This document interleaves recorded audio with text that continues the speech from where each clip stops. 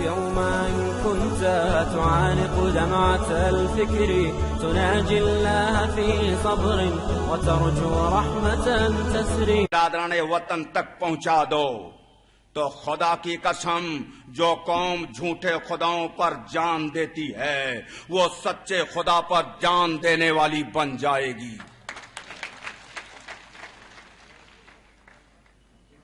عزیز دوستو، قرآن نے ایک بڑی عجیب بات کہی ہے. یہ عجیب بات 6 سورتوں میں کہی. سورہ نساء آیت نمبر 133، سورہ عنکبوت آیت نمبر 53، سورہ مائدہ آیت نمبر 54، سورہ جمعہ آیت نمبر 3، سورہ محمد آیت نمبر 38 اور سورہ توبہ آیت نمبر 39. میں کسی آیت کو نہیں پڑھنا چاہتا وقت بچانے کے لیے، خالی ایک آیت لا رہا ہوں سورہ توبہ کی. اللہ نے فرمایا الا تنفروا يعذبكم عذابا علیما ويستبدل قوما غيركم. اس کا ترجمہ کر دوں، اگر تم نہ نکلو گے کائے کے لیے؟ اللہ کا پیغام پہنچانے کے لیے.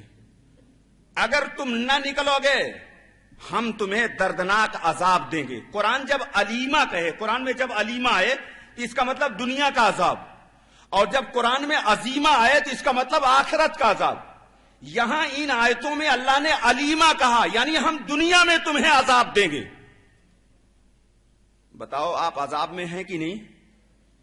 عذاب کی شکل جان لینا. دوسرے لوگ غالب ہوں گے، آپ مغلوب ہوں گے، یہ قرآن نے بتایا، یہ عذاب ہے. آپ غالب ہیں یا دوسرے؟ آپ مغلوب ہیں، دنیا آپ پر غالب ہے. تو قرآن نے کہا جب تم ایک میسج پہنچانے کے لیے نہیں کھڑے ہو گئے ہم تمہیں دردناک عذاب دیں گے. اور آگے وَيَسْتَبْدِلْ قَوْمًا غَيْرَكُمْ. یہ بات اس سے زیادہ سخت ہے. مسلمان کم پڑھے لکھے ہونے کی وجہ سے خوش ہو جاتے ہیں، اس آیت کا ترجمہ کرتے ہیں لوگ نا تو خوش ہو جاتے ہیں. یہ اس سے زیادہ سخت بات کہی، وَيَسْتَبْدِلْ قَوْمًا غَيْرَكُمْ، ہم تمہاری جگہ دوسری قوم لائیں گے. بس اسی پر بول کر بیان ختم کرنے جا رہا ہوں. یہی اصل بات ہے میری، اب جو کہنے جا رہا ہوں. قرآن نے کہا ہم تمہاری جگہ دوسری قوم کو لائیں گے. تو جب یہ آیتیں نازل ہو رہی تھی، میں نے 6 آیت کا حوالہ دیا، وقت بچانے کے لیے خالی ایک آیت کا ترجمہ کیا. جب یہ آیتیں نازل ہوئی تو صحابہ نے کوسچن پٹ اپ کیا تھا، سوال کیا تھا، یا رسول اللہ وہ آنے والی قوم کون سی ہوگی؟ جو قرآن نے بار بار کہا دوسری قوم آئے گی، اور شرط لگائی جب مسلمان دین سے پھر جائے گا تبھی آئے گی. اور آج پھر چکا ہے مسلمان. بڑی کڑی ہوئی بات کہہ رہا ہوں. ساری باتیں اپنی ذہنی خیالی من تدبیری پلاؤ سب سمجھ میں آتا ہے، لیکن قرآن کی بات آئے چہرہ اتر جاتا ہے. یہ حال ہے امت کا. جب صحابہ نے پوچھا یا رسول اللہ وہ آنے والی قوم کون سی ہوگی، تو بہت سارا کچھ اللہ کے رسول نے کہا تھا، جس کا خلاصہ یہ ہے کہ ہندوستان کی قوم کے بارے میں حضور نے بتایا تھا. لیکن میں وقت بچانے کے لیے صرف ایک حدیث لانے جا رہا ہوں. اللہ کے رسول نے صحابہ سے پوچھا تھا، اسی میں ساری حدیثیں آ جائیں گی، اس لیے اسی ایک حدیث کو لا رہا ہوں. وقت بھی بچ جائے گا، بات بھی ہو جائے گی. اللہ کے رسول نے صحابہ سے پوچھا تھا کہ جانتے ہو سب سے عجیب تر ایمان کس کا ہوگا؟ صحابہ نے کچھ بتایا. حضور نے فرمایا نہیں. وقت بچانے کے لیے پوری بات نہیں کہہ رہا ہوں، آخر بات لانے جا رہا ہوں. حضور نے فرمایا سب سے عجیب تر ایمان ان کا ہوگا کہ ایک قوم اپنے کھوئے ہوئے صحیفے پر ایمان لائے گی، پھر اس قرآن پر ایمان لائے گی. وہ سب سے عجیب تر لوگ ہوں گے.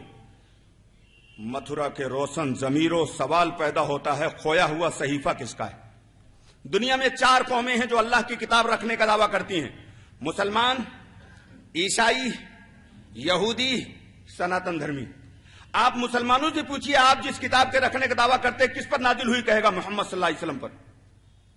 عیسائی سے پوچھیے وہ کہے گا عیسیٰ پر. یہودی سے پوچھیے وہ کہے گا موسیٰ پر. لیکن سناتن دھرمیوں سے پوچھیے کہ یہ جو کتاب آپ کے ہاں آئی یہ کس پر نازل ہوئی، تو وہ نہیں جانتے، وہ خاموش ہیں. شارٹ میں آگے بڑھ رہا ہوں. تو کھویا ہوا صحیفہ انہی کا ہے.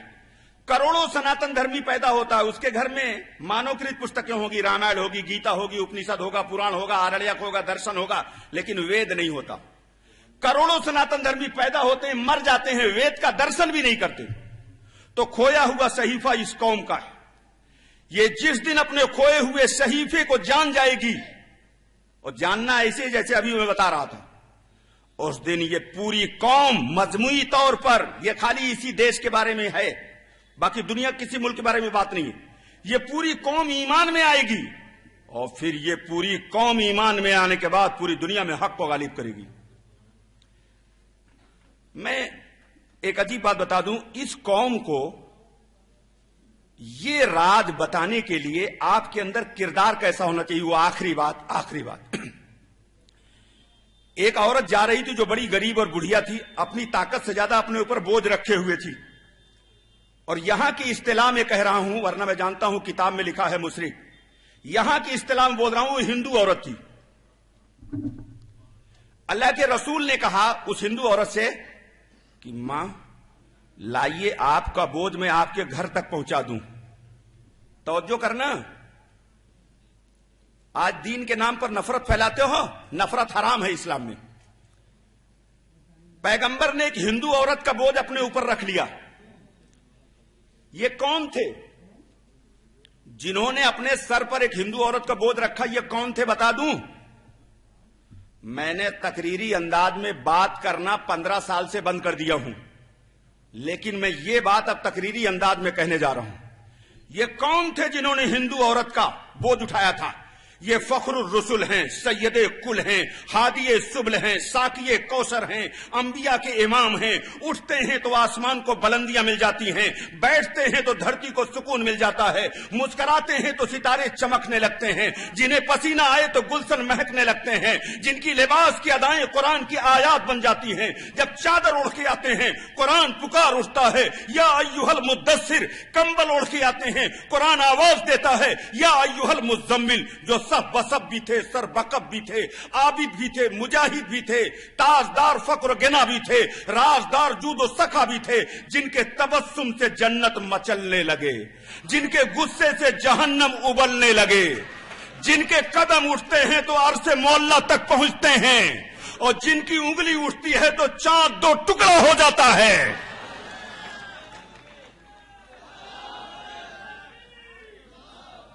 اتنا عظیم نبی، وقت بچاؤ وقت بچاؤ، نعرے مت لگاؤ، وقت بچاؤ۔ اتنا عظیم نبی، اتنا عظیم نبی ایک ہندو عورت کا بوجھ اٹھا رہا ہے۔ اس بوجھ اٹھانے میں کیا پاور ہے؟ جب بڑھیا کے گھر پہ بوجھ پہنچا دیا اور چلنے لگے، بڑھیا نے کہا ادھر آئیے، آپ اس کے قریب گئے، بڑھیا نے کہا کہ آپ نے مزدوری لیا نہیں اور چلے جا رہے ہیں۔ رحمت عالم کا جواب تو سنو متھرا کے روشن ضمیرو۔ رحمت عالم نے کہا کہ اے بوڑھی ماں، میں نے مزدوری کے لیے یہ کام نہیں کیا تھا۔ بڑھیا کو اور تعجب ہوا، اس نے پوچھا پھر کیوں کیا تھا؟ اللہ کے نبی نے آسمان کی طرف انگلی اٹھا دیا، کہا میں نے اس مالک کو راضی کرنے کے لیے کیا تھا۔ یہ ایک الگ موضوع ہے کئی گھنٹے کا کہ سینکڑوں سال خانہ کعبہ میں عبادت سے اللہ خوش نہیں ہوتا اتنا جتنا کسی بھی انسان کی خدمت کرنے سے اللہ خوش ہوتا ہے۔ جب بڑھیا یہ بات سنی تو بہت متاثر ہوئی، اس نے کہا میرا پھر ایک اپدیش لیتے جاؤ، نصیحت۔ پیغمبر نے کہا دو۔ اس نے کہا بیٹا، اس شہر میں محمد نام کا ایک آدمی ہے، اس سے بچ کے رہنا۔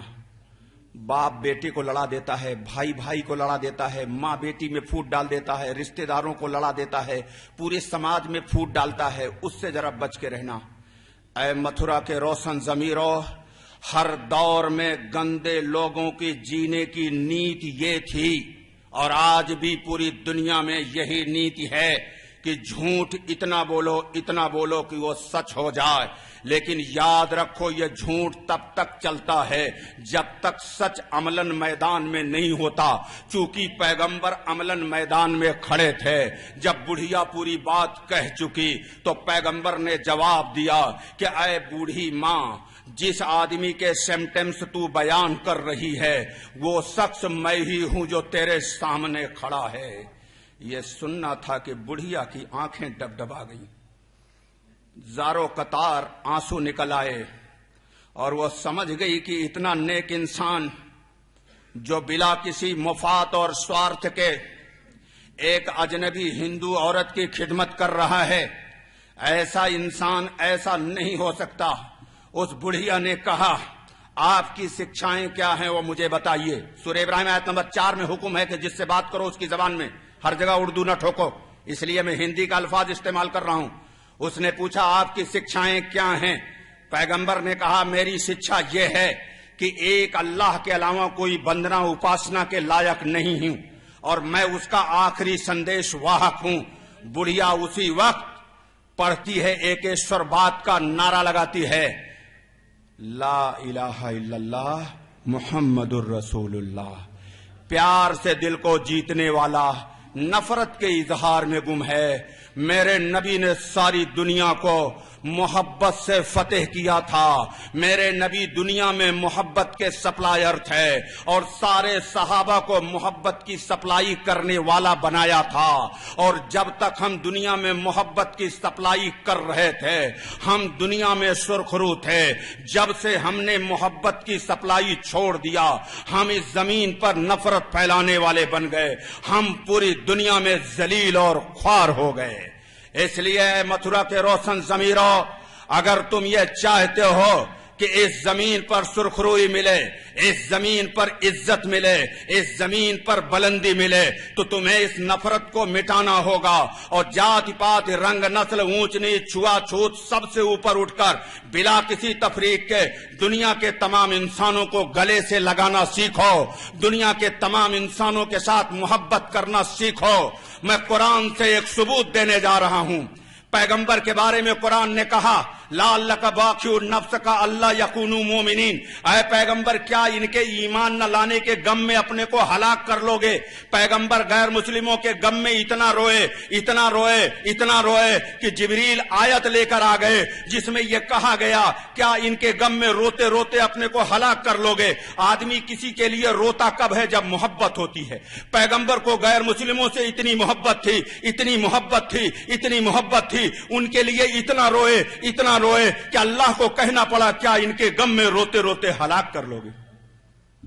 کیا ہمارا بھی یہ حال ہے غیر مسلم بھائیوں کے ساتھ؟ روزانہ 4 لاکھ انسان اس زمین سے ایمان کے بغیر جا کر آگ میں جا رہا ہے۔ کیا ہمارے دلوں میں پتھر ہے؟ ہمیں احساس کیوں نہیں ہوتا؟